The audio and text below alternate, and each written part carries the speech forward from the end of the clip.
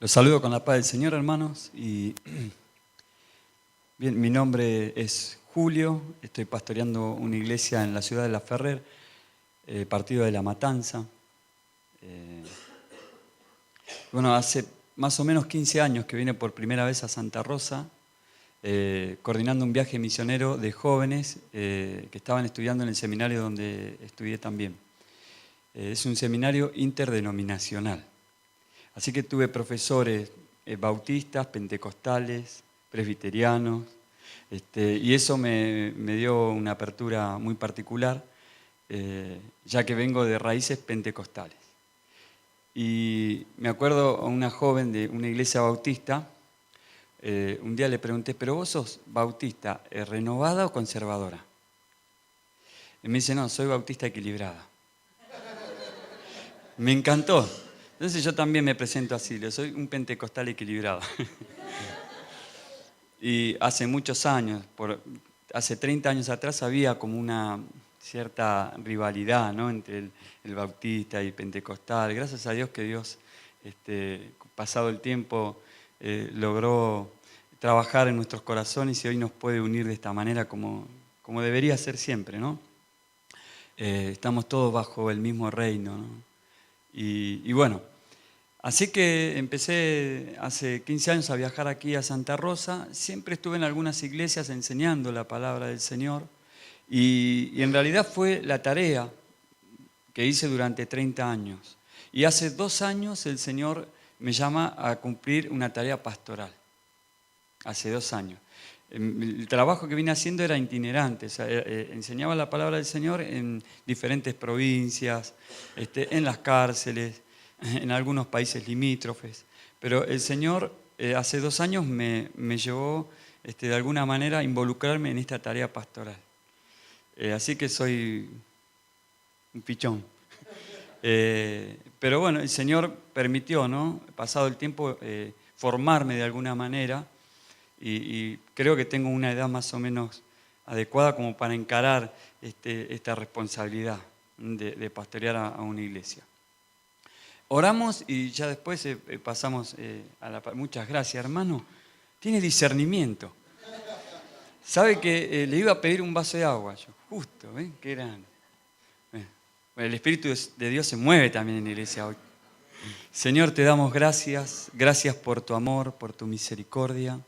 Gracias por este momento, Señor, que nos has permitido compartir, Señor, juntos y en armonía, adorando tu nombre, alabándote a ti, Señor. Gracias porque hemos podido expresar lo que hay en nuestros corazones, Señor. Pero también entendemos que tú te expresas a través de tu palabra. Y pedimos que tú abras nuestros oídos espirituales, Señor, para que podamos escucharte atentamente. Y que tu palabra, Señor, pueda trabajar en nuestras vidas a través de tu Espíritu Santo, Señor, y transformarnos conforme a tu imagen y semejanza.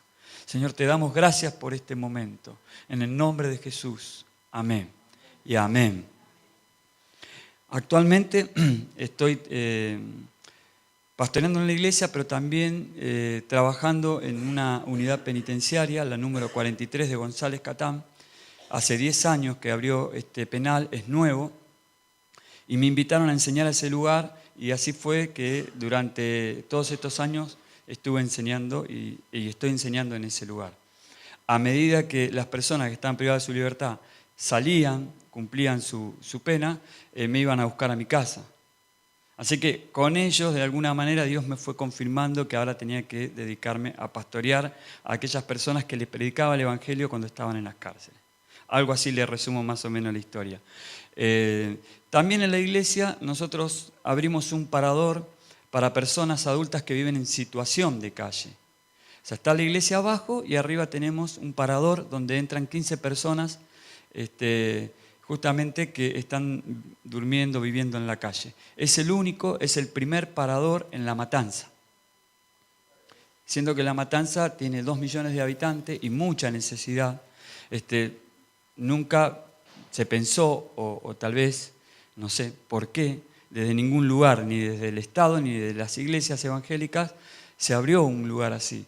Pero Dios a nosotros nos puso ese desafío y lo aceptamos y nos involucramos. Hoy estamos con el Parador Nocturno Palabra Fiel, ahí en la ciudad de La Ferrere, partido de La Matanza. Tenemos ya el lugar completo. Hace 1 año y medio que estamos con el Parador, y casi siempre con el cupo completo. Imagínense que no tenemos mucha publicidad, difusión, pues no es necesario. La gente se entera y enseguida empiezan a llamar y imagínense si nos conocen. Si no, nos hacemos muy conocidos, ese lugar en 2 días ya explota. Pero bueno, hasta aquí el Señor nos ayudó y estamos trabajando con este tipo de personas. Es un gran desafío, estamos aprendiendo constantemente, pero realmente Dios está mostrando su amor y su gloria en esta tarea también que para nosotros primeramente es espiritual, porque la idea es esa, ¿no? Que a través digamos, de esta atención, de este servicio, nosotros podamos predicarle el Evangelio a estas personas que viven en la calle. Y bueno, Dios está haciendo su obra y ellos, muchos, la mayoría, están recibiendo a Jesús en su corazón y están participando de las reuniones y ahora son algunos de ellos miembros ya de la iglesia. Una de las cosas que hacemos es no invadirlos. Nosotros primero le ofrecemos lo que tenemos, ellos se pueden ir, se bañan, cenan y le damos ropa, duermen y después a la mañana aquellos que vemos que tienen toda la fuerza como para encarar ahora de nuevo la sociedad, salen a buscar trabajo y los animamos a que vayan a buscar trabajo. Hay otros que no, que para otros funciona casi como un hogar convivencial, porque son personas que tienen algún problema físico, algunos son psiquiátricos también. Entonces ya el Parador se transforma en un hogar convivencial para algunos y se quedan durante el día ahí, siempre y cuando hagan alguna tarea. Y no se transforme el Parador en un aguantadero. Así que bueno, estamos ahí con todo eso. Pero bueno, Dios está mostrando su gloria, su amor, y de esta manera podemos hacer la tarea. Hemos empezado, somos una iglesia muy pequeña, seremos unos 35 hermanos, pero bueno, con muchas ganas de servir al Señor y lo que tenemos lo compartimos y de esa manera pudimos abrir este lugar, sustentar, pagar todas las deudas, ser buenos administradores, como compartía el pastor, ¿no?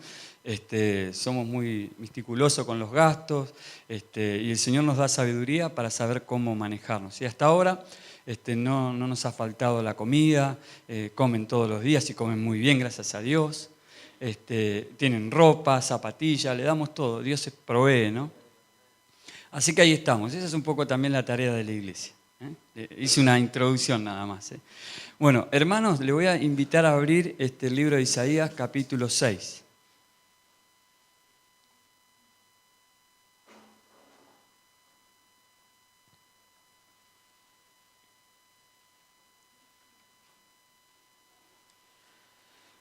Voy a hablar un poquito acerca del llamado de Dios. Y cuando tuve un encuentro personal con Jesús, yo tenía 17 años. Ahora tengo 47. Se nota, ¿no? No lo puedo disimular. Pero tenía 17 años cuando tuve un encuentro personal con Jesús. A los 9 años, mi mamá y mi papá me abandonaron. Tenía 9 años cuando ellos me abandonaron. Mi mamá se fue a vivir con otro hombre y mi papá con otra mujer. Y nos dejó a mi hermana y a mí, que éramos los más chicos, en la casa, y se fueron. Mis otros hermanos mayores casi estaban todos casados, la mayoría, creo que todos ya estaban casados, y nosotros que éramos los más pequeños quedamos en casa, solos. Cada tanto venían mis hermanas y nos ayudaban a acomodarnos y nos mandaban a comer a un comedor de una escuela y después volvíamos a casa. Pero habíamos quedado solos, nos habían abandonado. Pasaron los días y yo le preguntaba a mi hermana, ¿y qué pasa con mamá? Ya mi papá no lo extrañaba tanto, que encima era el menor de los 6 hermanos, era el mamero, ¿vieron el típico mamero? Yo vivía agarrado de la pollera de mi mamá. Y de repente, claro, como mi papá trabajaba de noche, casi prácticamente no lo veía, pero a mi mamá sí. Y era la que me llevaba a la escuela, la que me traía. Y pasaron los días y yo veía que mi mamá no estaba y le pregunté a mi hermana, le digo, ¿mamá dónde está? Entonces me miró fijo a los ojos mi hermana y me dijo, mamá se fue. Nos abandonó, se fue, te dejó. Yo, claro, me quedé choqueado, tenía 9 años, no entendía nada. Y ahí pude empezar como a darme cuenta, claro, con razón, ahora voy a comer a un comedor de una escuela, cuando salgo de la escuela mamá no está, está mi hermana. Bueno, generó en mí un shock emocional muy fuerte, quedé como en un sueño. Estaba en la escuela, pero la maestra enseñaba y yo no entendía nada. No salía al recreo, bueno, me sentía muy mal, muy triste. Todas las tardes me sentaba en la puerta de mi casa, miraba hacia la ruta, a ver si venía mi mamá alguno de esos días, aparecía. Pasó el tiempo y mi mamá no venía, y mi papá tampoco. Después de unos cuantos meses, casi en Navidad, nosotros quedamos solos de nuevo con mi hermana y pasamos la noche de Navidad los dos solitos. Me acuerdo que teníamos 2 estrellas voladoras y prendimos 2 estrellitas y las tiramos para arriba y eso fue toda nuestra Navidad. Después de la Navidad aparece mi papá y mi mamá y me sientan a mí en medio de ellos dos y dicen, bueno, papá y mamá se separaron. ¿Con quién de los dos te vas a quedar? Le digo, con los dos. Dice, no, o con mamá o conmigo. Con los dos. Entonces agarra a mi papá y me lleva con él. Pero la idea era que querían vender la casa. Bueno, vendieron la casa, mi papá me lleva a vivir con él, pero su esposa era alcohólica. Bueno, su esposa, la mujer con la cual se había juntado, era alcohólica. Así que me trataba muy mal, me pegaba y decidí irme. Prácticamente muy chico, ya a los 11 años empecé a estar en la calle. Empecé a vivir en la calle, empecé a consumir drogas desde muy chico, de los 11 años. Me sentía muy triste, sentía que nadie me quería. Yo a esa edad ya pensaba, digo, si mi mamá y mi papá, que fueron los que me trajeron al mundo, me abandonaron, ¿quién me puede querer a mí? No lo podía verbalizar, pero sí lo pensaba. Por eso hay que tener cuidado con los niños, ¿no? A veces los niños no están bien, muchas veces les cuesta poder poner en palabras lo que sienten. Y bueno, pero eso no significa de que ellos no se den cuenta. En mi caso, yo sabía lo que estaba pasando y me sentía de esta manera, ¿no? Digo, si mi papá y mi mamá, que me trajeron al mundo, me abandonan, ¿qué puedo esperar de la vida? ¿Quién me puede querer a mí, entonces? Así que bueno, consumí desde los 11 años hasta los 17 años todo lo que había por delante. O sea, lo que me daban lo consumía. Cualquier cosa, me inyectaba, fumaba marihuana, estaba buscando de alguna manera suicidarme. De hecho, me sacaron una vez de la vía del tren, a 14 años, yo me había sentado en la vía del tren y me quería matar porque yo decía, nadie me quiere. Y en un momento miré hacia arriba y digo, ni Dios me quiere a mí. O sea, es muy difícil para un niño cuando vive una experiencia como esta. Pero sabe que pasado el tiempo, a los 17 años me hablaron de Jesús y primero lo rechacé. Generalmente creo que a más de uno de nosotros nos pasó algo así, ¿no? Que cuando nos predicaron el Evangelio por primera vez, a veces tuvimos la tendencia a rechazarlo más que a recibirlo. Pero el Señor en su gran amor nos vuelve a llamar, nos vuelve a buscar hasta que terminamos rendidos a sus pies. Pero bueno, a mí me pasó eso. Lo rechacé, pero pasado el tiempo entendí que lo necesitaba. Y en mi último intento de suicidio, con una sobredosis, la persona que me compartió el Evangelio me dijo, no te olvides que Jesús te ama. Fue lo único que me quedó, que Jesús me amaba. Entonces cuando intenté suicidarme, me vino esa palabra, esa voz, Jesús te ama, así como sos. Así que empecé a llorar y me fui a buscar a esa persona al otro día. Y le digo, quiero conocer a Jesús. Y ahí me habló nuevamente y me llevó a la iglesia hasta que empecé, de a poquito. Y después un día, a los 17 años, yo estaba yendo a la iglesia, pero no estaba muy seguro si Jesús era real, no era real.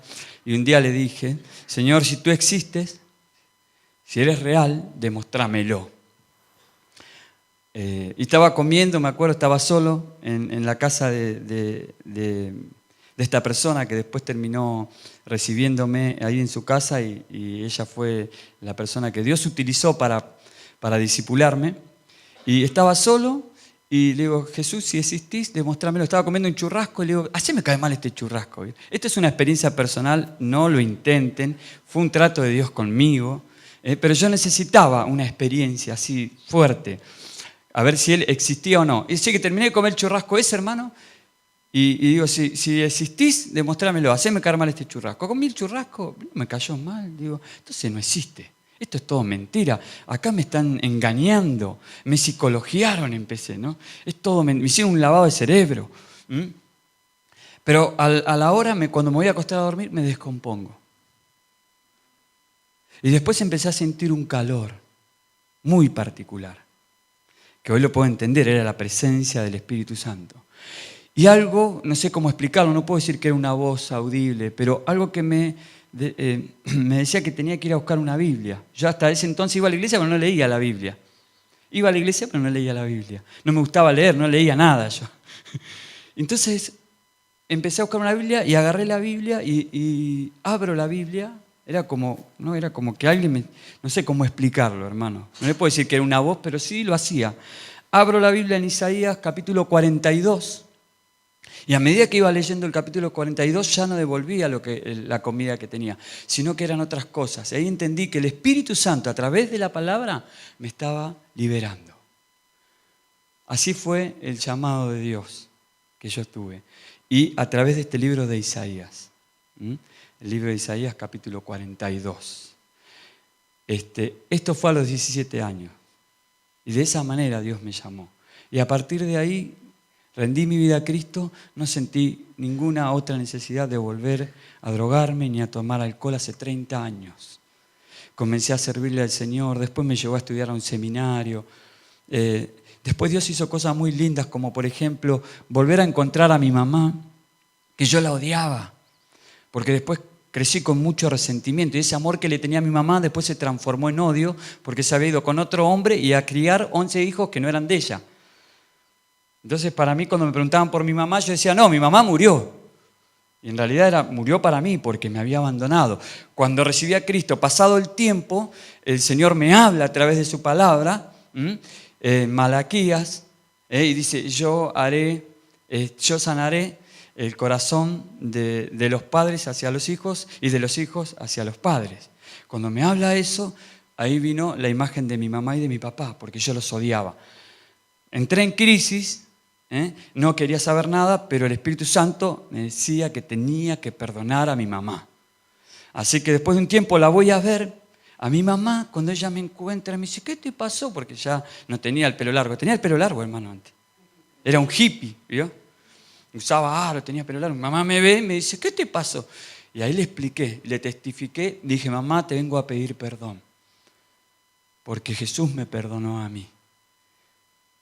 Quiero pedirte perdón por lo que me hiciste, te quiero pedir perdón porque me abandonaste, te quiero pedir perdón porque tal vez tampoco fui el hijo que vos esperabas. Mi mamá se pone a llorar y recibe a Jesús y al mes parte con el Señor. Así que los jóvenes que tienen problemas con sus padres, traten de resolverlo.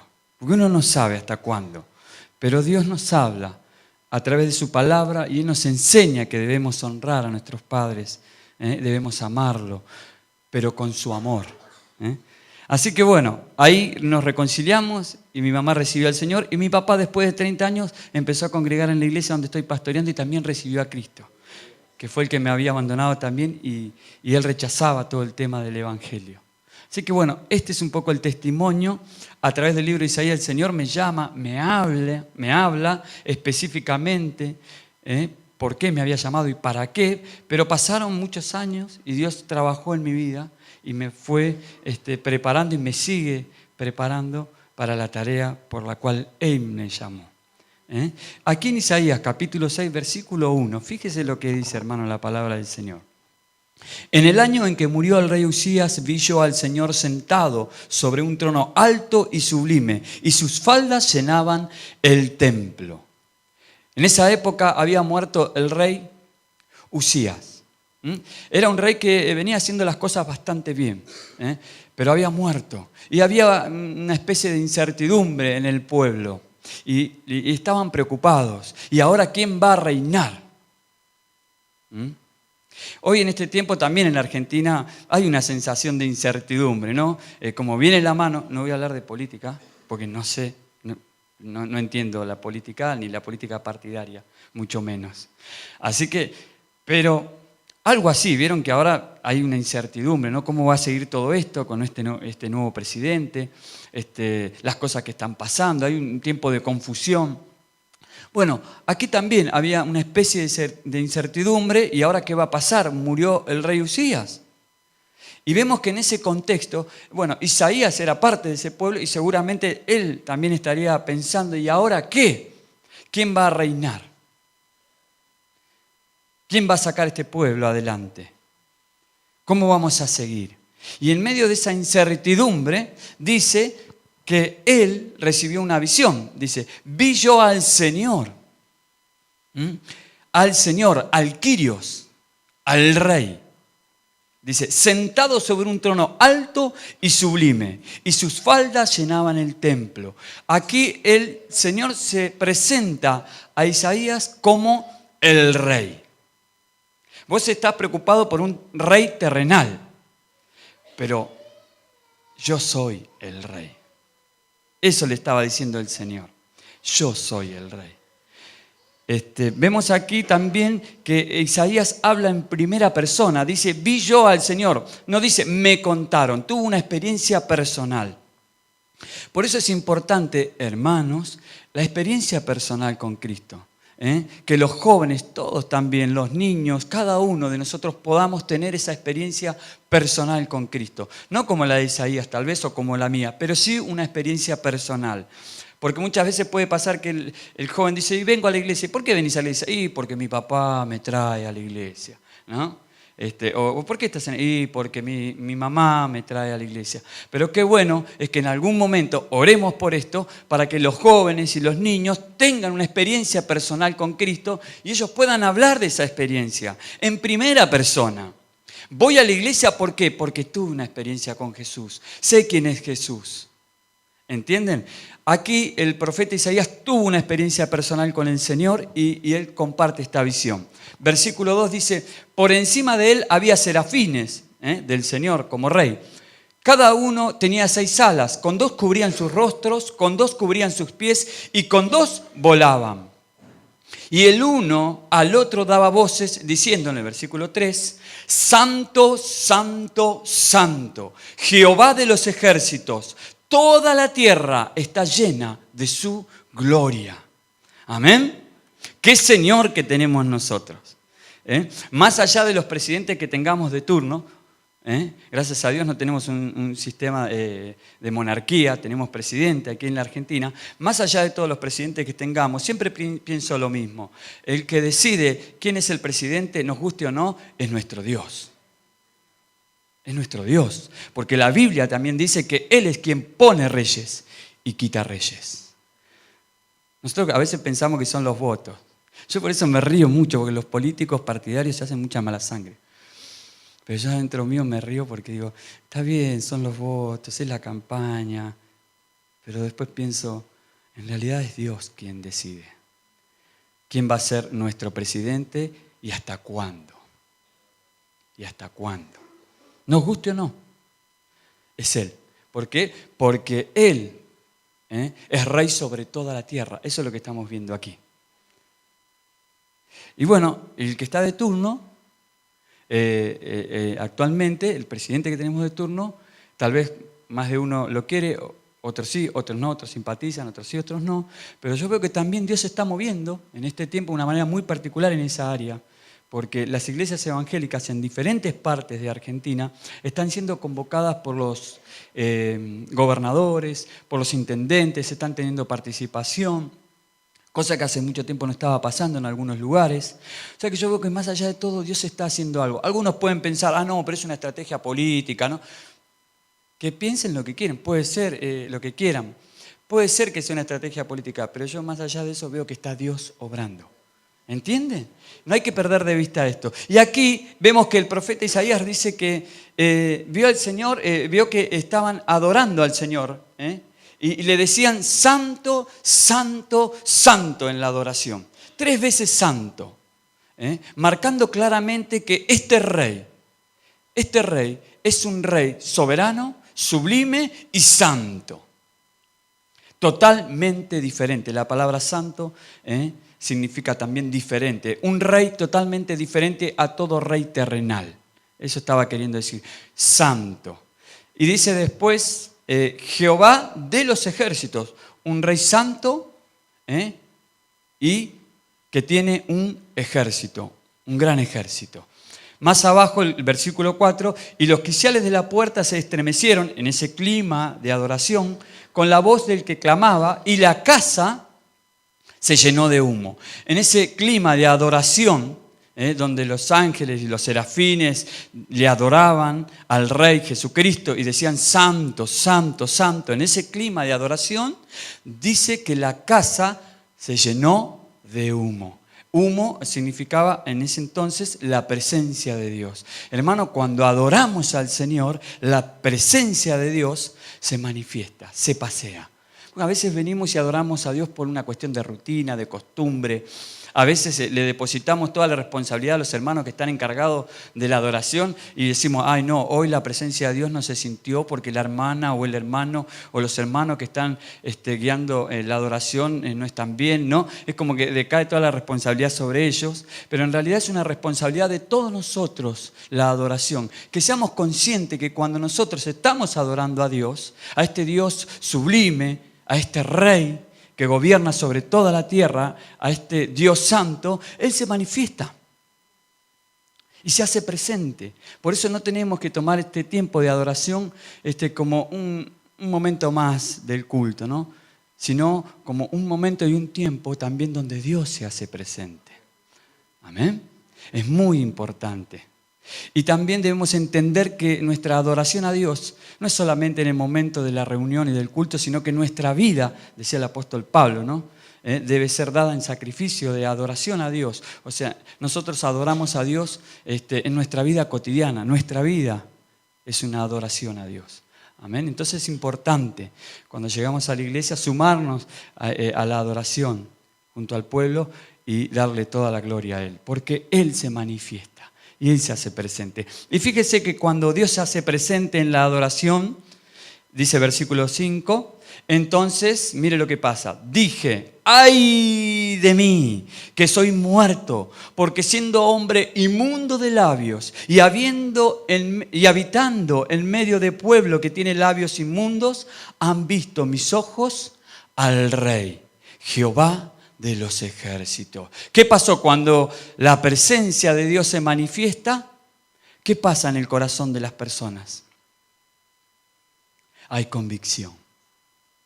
Hay convicción. Qué lindo, ¿no? Porque es una tarea que solamente la puede hacer el Espíritu Santo. A veces queremos nosotros convencer a las personas y explicarle, y lo hacemos con tanta pasión, pero nunca debemos perder de vista que el único autorizado para ingresar al corazón del ser humano es Dios. Y lo hace a través de su Espíritu Santo y su palabra.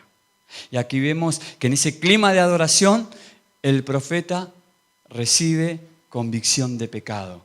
Y claro, cuando se entraba a la presencia de Dios, ¿qué pasaba? Si alguien estaba en pecado, caía muerto. Por eso él dijo, ¡ay de mí ahora! ¿Por qué? Porque él tuvo un encuentro personal con el Señor, y cuando uno tiene un encuentro personal con el Señor, lo primero que siente justamente es convicción de pecado. A mí me pasó. Yo siempre, antes de conocer a Cristo, veía los errores de las personas, los pecados, especialmente en mis padres, pero cuando tuve el encuentro con el Señor me mostró que yo también era un pecador y que también me equivocaba. Entonces ahí le pedí perdón y me arrepentí cuando entendí y cuando el Espíritu Santo me dio convicción. Así que le pedí perdón a Dios y lloré muchas horas por todas las cosas que había hecho. Pero recibí convicción de pecado. Hermanos, debemos pedirle al Señor esto también. Que cada uno, que cada persona que ingresa a la iglesia pueda tener un encuentro personal con el Señor, para que el Espíritu Santo le pueda dar convicción de pecado. Nosotros en la iglesia también, cuando oramos por la gente que ingresa al parador, es esta la oración: Señor, ten misericordia, dale convicción de pecado, que puedan tener un encuentro personal contigo, porque sabemos que cuando esto sucede en la vida de una persona, Dios obra y transforma. Amén. Y aquí el profeta Isaías dice: ay de mí, ¿no?, que tengo labios inmundos.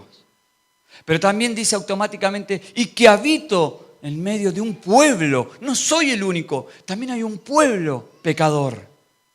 También ese es el corazón de un profeta, ¿no? No solamente pensó en sus errores, sino también es consciente que había todo un pueblo que estaba en pecado. A veces, hermanos, nosotros nos acomodamos en la iglesia y nos olvidamos que afuera hay un pueblo que también necesita de Cristo. Hay personas que también necesitan de Jesús y que nosotros debemos clamar por ellos, para que puedan tener un encuentro personal con Él. Y aquí, por eso mismo, el Señor lo elige al profeta Isaías. Conocía el corazón de Él. Sabía que era un hombre que no solamente pensaba en Él, sino también en los demás. Que el Señor nos ayude a pensar en aquellas personas que aún no conocen a Jesús, aquellos jóvenes, aquellos niños que aún no conocen a Jesús. Miren, no se olviden del testimonio. Yo era un niño, hermano. Yo necesitaba que me hablen de Jesús. Nunca me habían hablado.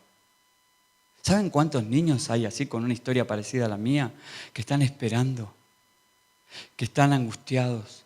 Hay niños que desean no vivir. Hay niños que son rechazados por sus padres. Hay niños que han sido abusados por sus padres. Hay niños que han sido maltratados por sus padres y están necesitando que nosotros le hablemos de Jesús. Le compartamos el Evangelio de Jesús. Así que fíjese, hermano, más abajo dice ahora, versículo 6, y voló hacia mí uno de los serafines, teniendo en su mano un carbón encendido, tomado del altar con unas tenazas. Versículo 7, y tocando con él sobre mi boca dijo: he aquí que esto tocó tus labios y es quitada tu culpa y limpio tu pecado. Cuando Dios nos da convicción de pecado, hermano, no solamente nos hace sentir pecadores, sino que primero nos confronta y nos hace ver que Él es un Dios santo. Y eso nos da convicción de pecado, porque Él es totalmente diferente a nosotros y a cualquier ser humano aquí en la tierra. Porque cuando yo tuve el encuentro personal con el Señor, claramente sentía que Él me amaba, cosa que yo nunca había experimentado. Nunca en mi vida había sentido que alguien me podía amar. Así que lo primero que sentí fue el amor de Cristo hacia mi vida. Y eso me quebrantó el corazón. Yo, ¿cómo puede ser que un Dios tan grande, tan bueno, me pueda amar a mí? Y eso me quebrantó también. Y ahí es donde tuve convicción de pecado, cuando tuve ese encuentro personal con un Dios que me amaba, tal cual era. Pero no solamente eso, sino que estaba dispuesto a limpiarme. Y así que ahí fue la experiencia esta de haber experimentado el perdón de Dios. Y aquí el profeta Isaías también, una vez que recibe convicción de pecado, también recibe el perdón. Dios nos da convicción de pecado y nos perdona. Nos perdona. Y dice que tocó. ¿Qué fue lo que tocó el serafín no? La boca. ¿Qué era lo que Dios iba a usar como instrumento? La boca del profeta Isaías. Saben que los profetas eran la boca de Dios en ese entonces. Ellos proclamaban la palabra de Dios, la voluntad de Dios hacia el pueblo. Hoy, hermanos, todos aquellos que anunciamos la palabra de Dios, somos profetas. Ese es un profeta. Es aquel que anuncia la palabra del Señor. Así que esa es nuestra tarea. Cuando usted comparte el Evangelio con otra persona y comparte la palabra de Dios, usted está siendo un profeta. ¿Amén? ¿Qué le parece?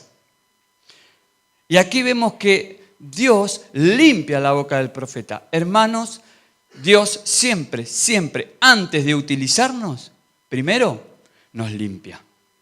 Fíjense, hay un proceso, ¿vieron? Hubo un proceso acá, un encuentro personal, convicción de pecado, perdón de pecado. A veces nosotros en nuestra pasión, en nuestra euforia queremos salir, ¿no? Pero a veces hay que esperar. A Dios le llevó más o menos 2000 años preparar la tierra, la humanidad, para enviar a su Hijo Jesucristo. 2000 años. Vieron que ahora vivimos un tiempo donde todo tiene que ser muy rápido, muy rápido, muy rápido, pero Dios se toma su tiempo. Pasaron 30 años y el Señor recién a mí me levanta como pastor. 30 años sirviendo al Señor. Todos mis compañeros de seminario fueron pastores y son pastores desde hace muchos años. Yo no, y yo siempre estuve contento con la tarea que Dios me da y me dio durante todos estos años. Pero bueno, todos eran pastores y yo no. Y nunca renegué por eso. Pero también uno entiende, pasado el tiempo, que Dios hace como Él quiere y Él se toma su tiempo. Así que, hermano, no importa si sos joven o tenés 60 años, Dios está trabajando en tu vida y Él va a hacer lo que tenga que hacer. No sé si te va a levantar como pastor, pero seguramente hay tareas, hay responsabilidades que Dios te va a delegar. Pero todo esto tiene un proceso. Y aquí vemos que Dios limpia la boca del profeta y va a utilizarla. Dios limpia siempre el instrumento que Él va a utilizar. Dios limpia nuestras vidas, hermanos. Y vemos que después de todo este proceso, dice el versículo 8, después oí la voz del Señor. Recién después de todo este proceso, pude escuchar la voz del Señor. Hoy la voz más segura para nosotros es la palabra de Dios. Amén. ¿Queremos escuchar al Señor? Leamos su palabra. Mire lo que le está diciendo un pentecostal,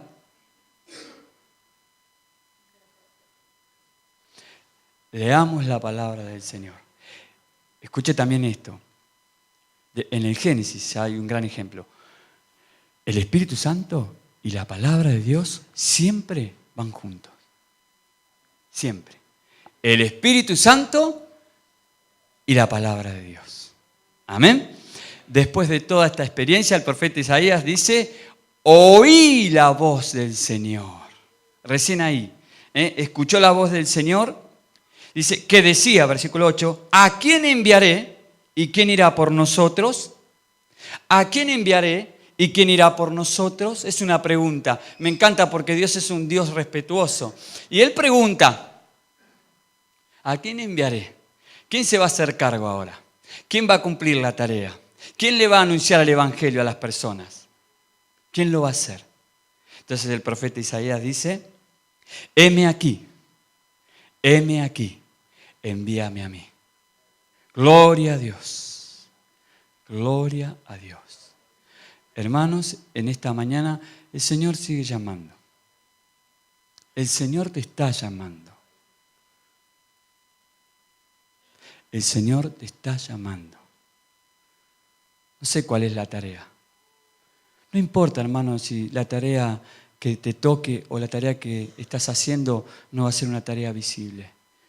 Para Dios todo lo que hacemos para Él es visible. Cuando uno entra a una casa, vieron que lo primero que ve es un televisor. Pero la tarea más importante en la casa no es el televisor.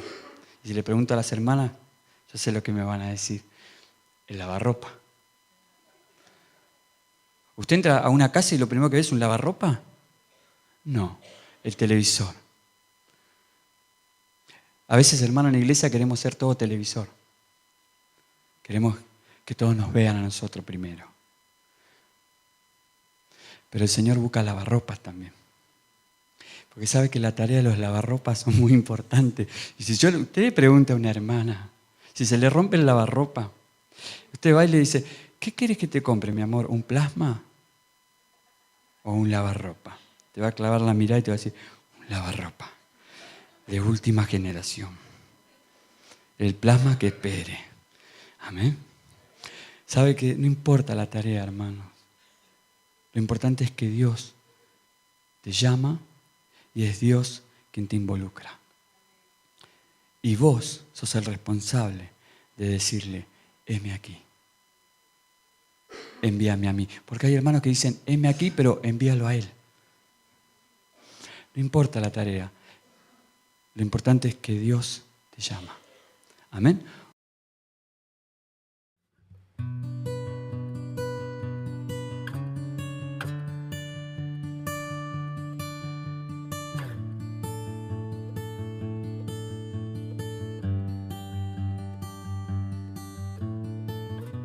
You called me out upon